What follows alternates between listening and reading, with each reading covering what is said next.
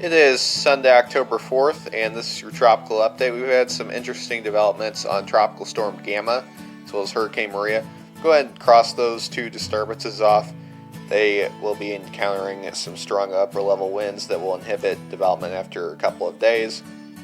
So let's focus in on Tropical Storm Gamma and that other disturbance in the red there.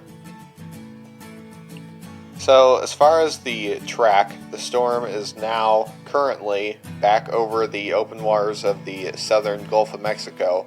Tropical storm force winds surround it there, especially to the north and northeast of the center. There it goes kind of to the southwest, eventually making a turn towards the west. That is due to some high pressure that we have building across the Gulf of Mexico. And doing so, it's also going to encounter some southwesterly shear that will weaken it. It'll go down to 50 pretty soon, and then it'll go down to 45, where it will kind of keep a steady strength of 45 miles per hour. Flight level winds, as observed by the hurricane hunters when they went out this morning, were at hurricane force.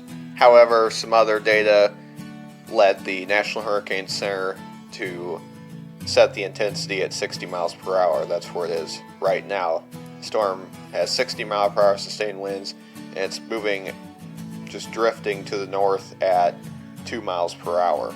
So we have to watch the storm to see where it goes. Does it slam into Mexico? Does it slam into South Texas down the road? We'll just have to see. Does it fizzle out completely? Who knows? So we'll be monitoring that throughout the weekend and especially next week.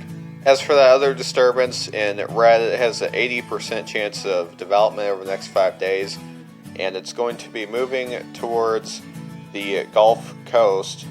It's become better organized according to the National Hurricane Center, and when you talk about possibly next weekend, some serious impacts maybe to the northern Gulf Coast, particularly Louisiana and even eastern Texas. That wraps it up for the Atlantic.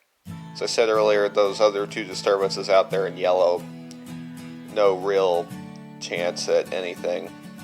So first off, we have that disturbance down there in orange. It has a medium chance of development, decent chance actually. It's going to be moving towards the northwest, and then we also have that one over there in yellow. It's just going to be kind of meandering just south of Central America there.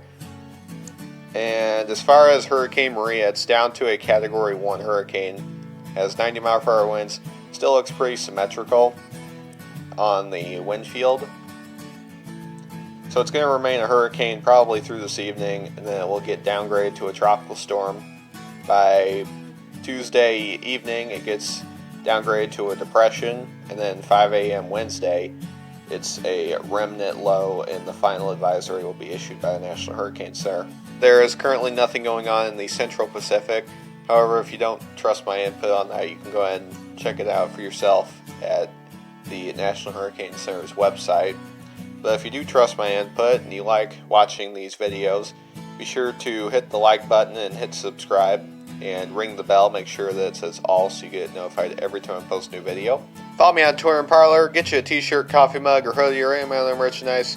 Link for the online store is down in the description of this video. Thanks for watching, and stay safe if you are in the path of Tropical Storm Gamma.